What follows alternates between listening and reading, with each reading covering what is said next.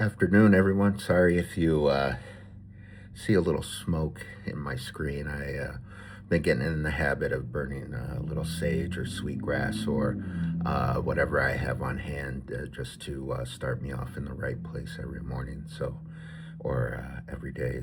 But yeah, so again, I am here to uh, uh, respond to law number two of the 44 laws of peace literature.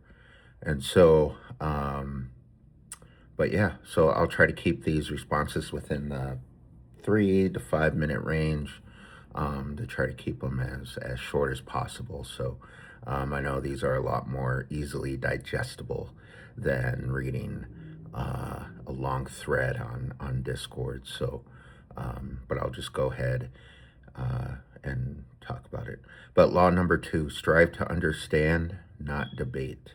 So I read this last night and some today that, um, this could be really hard into, your everyday comings and goings with your colleagues, with your family, with your friends. And it's a little bit different within those social circles. So, um, I would take this just into everyday life, really, in all of those situations.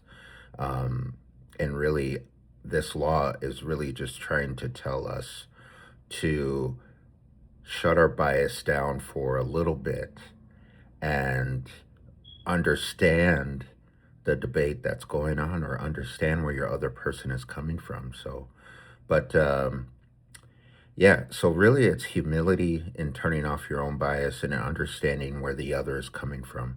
So it's really authentically sitting there, right? We talked about yesterday when you're sitting down with someone, authentically listening to them off your phone, um, giving them 100% of your undivided attention. Those are things that we strive for. And so, really, um, you're starting even in a debate where not all debates are bad. Debates can be healthy, and um, you know, uh, and it's really when we shut that bias off and understand where the other person is coming from.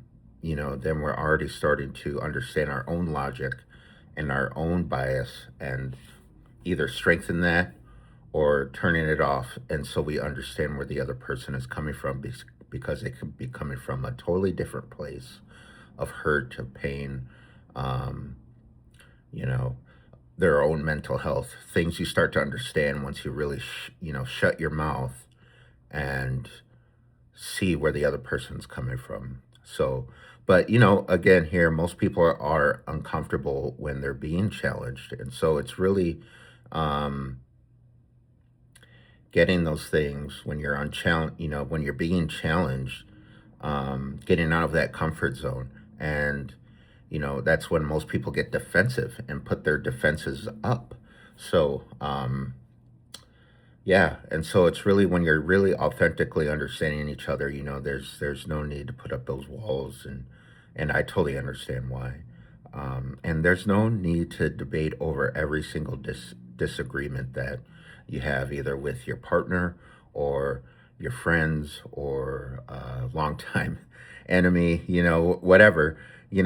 Pick your battles. Choose wisely, and they'll only keep your own sanity, um, and how you operate. So, pick your battles wisely.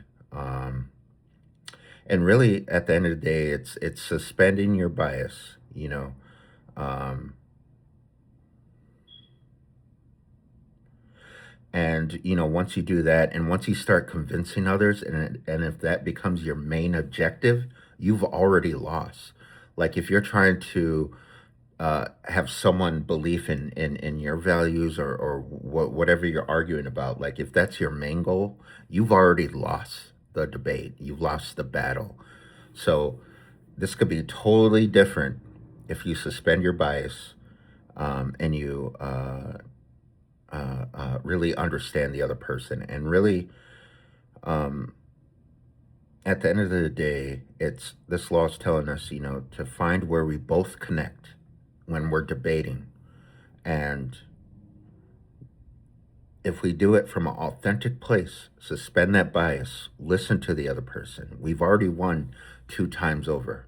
We've won with understanding our friends and keeping our own sanity, right? So it's really a 2 times win when we do it this way, when we strive to understand and not debate. So, but thanks again for listening. I'll have law number 3 tonight. It'll probably be late since I'm a night owl myself. So, but I'll post this on YouTube and we'll go from there. Thanks, everyone. Have a good day.